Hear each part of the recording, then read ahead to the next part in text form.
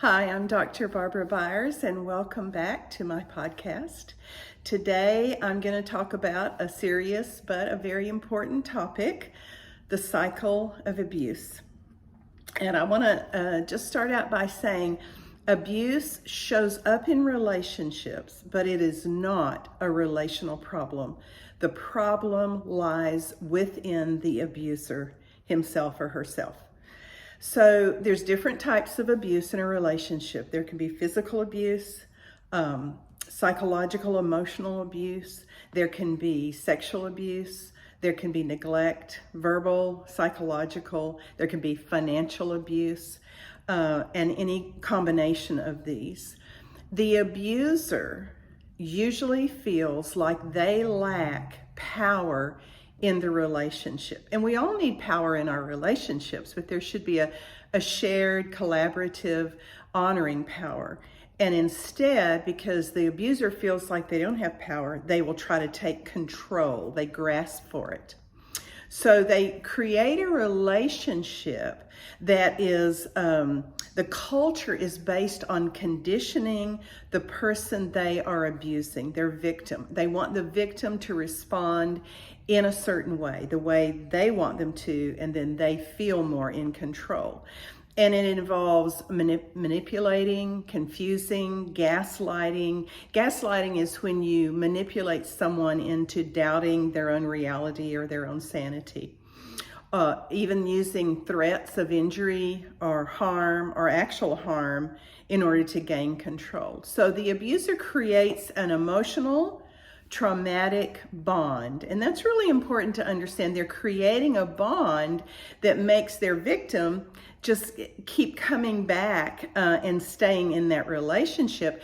And so this bond means the victim won't resist, or at least won't effectively resist in appropriate ways. They'll use intimidation, emotional abuse, isolation, control of finances or pets or children, coercion, threats, minimizing, blaming, privilege, such as economic privilege or male privilege, and so on. So we could define abuse as any action intended to exert control or hurt another person. And as I said, it is about establishing and demonstrating power and control over someone else. And the emotional attachment is incredibly powerful, and it keeps the cycle going. So if I am an abuser, for me, it's about controlling you.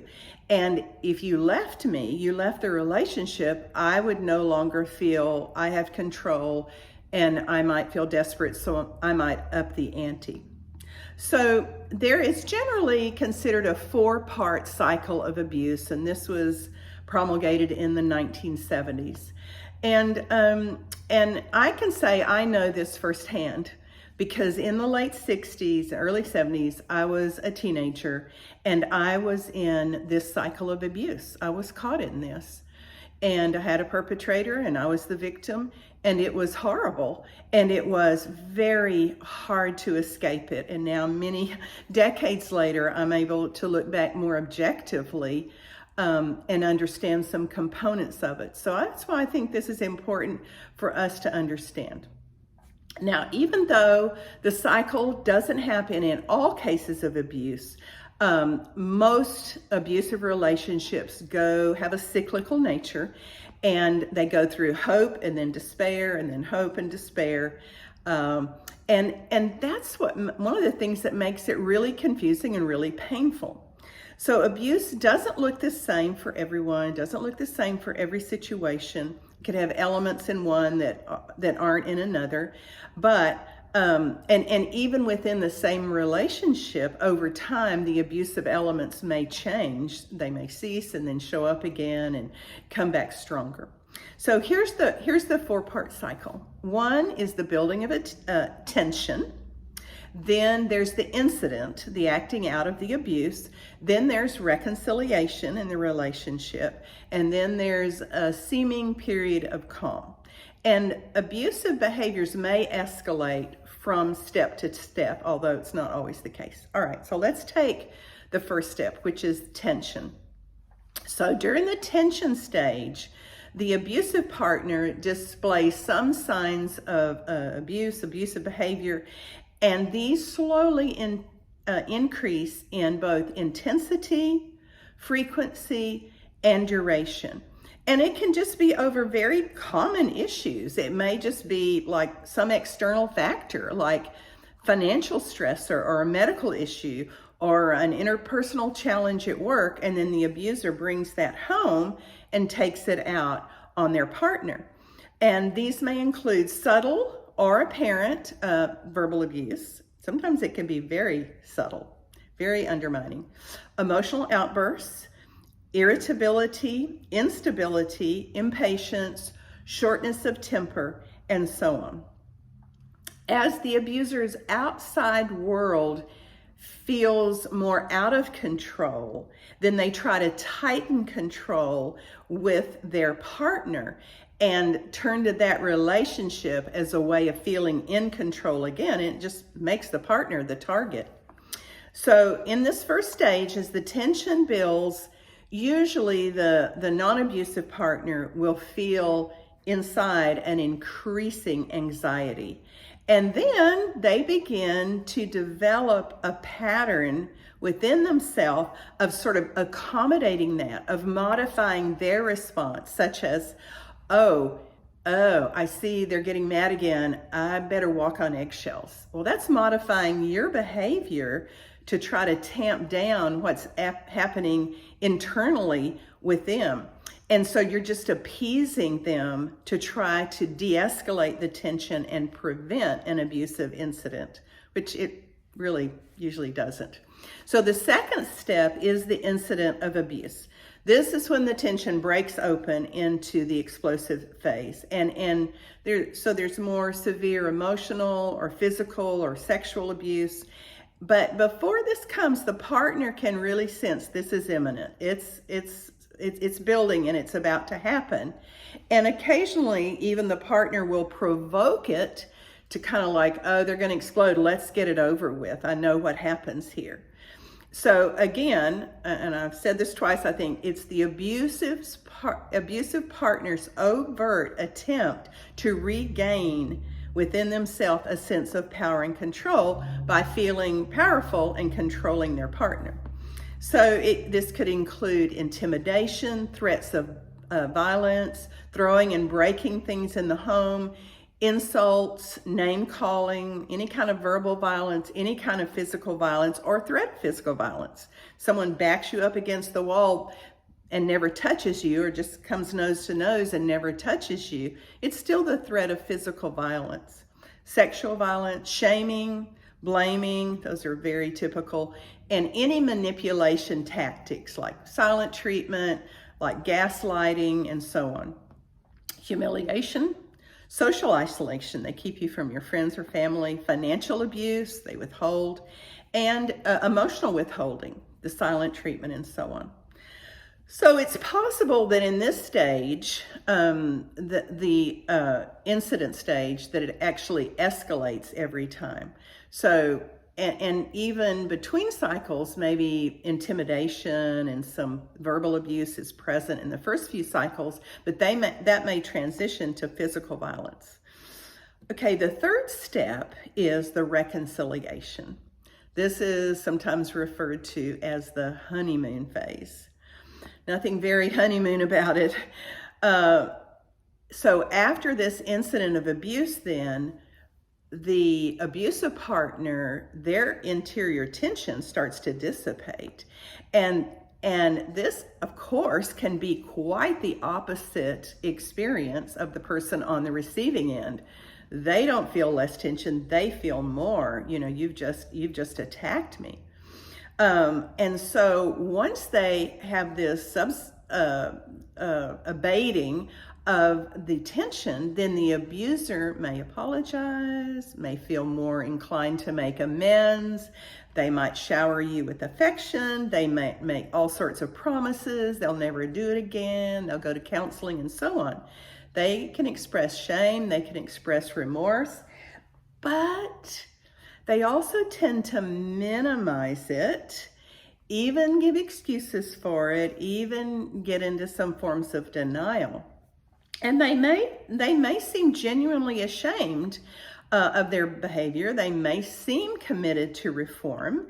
And because you care about them, because you're in a relationship with them, you feel very inclined to believe them. You want to believe them, which is part of your denial. And you want to believe what they're saying, and you want to give them another chance. And you might even do the Christian thing and say, well, if I forgive, I have to trust again, which is not true. Forgiveness is not necessarily giving someone another opportunity to abuse you. So, and it's possible they even start doing things that are more romantic, little gestures, being supportive, seeming more loving than usual. But in longer term relationships, that too tends to disappear. And even in the early phases of a relationship, the abuser sets up the victim because they learn very early in that relationship how to pull the heartstrings, and let you know it's never going to happen again. If we overcome this, it'll just make us stronger. But then they'll blame you for being dramatic and keep you bonded. So that leads to the fourth phase of the cycle, which is the calm cycle. So during the calm cycle, the partner may continue to be attentive, and you might notice a shift from them being apologetic to more excusing and minimizing their behavior. They'll shift responsibility. I wouldn't have gotten upset if the garbage man had come on time, or because of so-and-so. And there's this underlying tone of dismissal now that you can't quite put your finger on, but something's off. They may even justify their behavior, and they'll gaslight you. Oh, it wasn't that big a deal. Oh, it wasn't like you're saying, and so on. And they'll deny and they'll blame. I don't know what you're talking about. And besides that, if you'd done this, we wouldn't be in this predicament. So somehow you end up being blamed. And this calm stage can be very confusing, as can the romantic stage. They seem to want to make things so right. They're saying the right things, but they're also making these excuses. And you so want to believe them because you have a bond with them, but it's really a false hope. It's really denial on your part. And you can even tell yourself, oh, hey, it's not that big a deal. Maybe I did react. Every couple has issues, and so on. And this cycle is just so powerful that it can last for years. And it actually can last a lifetime. It just becomes a normal way of living, and living self-defended, but it's this long-term pattern that victims develop to adapt to their abuser. And then, of course, after a while, we go back to phase one, which is where the tension starts building up to the incident of abuse, and then, and so on. And it starts again. And as I said, not everyone's cycle is exactly the same or contains all the same elements. So emotional abuse, for instance, could dominate the tension building phase, the reconciliation phase, and the calm phase, while sexual and physical abuse may increase during the incident phase. So those are the four phases of the cycle, just I know in a very brief nutshell. And next time I'm going to go over the characteristics of the victim and how to tend to this cycle and recognize what it is and start stepping out of it. Because that's really why I wanted to do this part one and part two, is to help both the abuser and the victim recognize and step out of this. And there's just always so much hope in the Lord.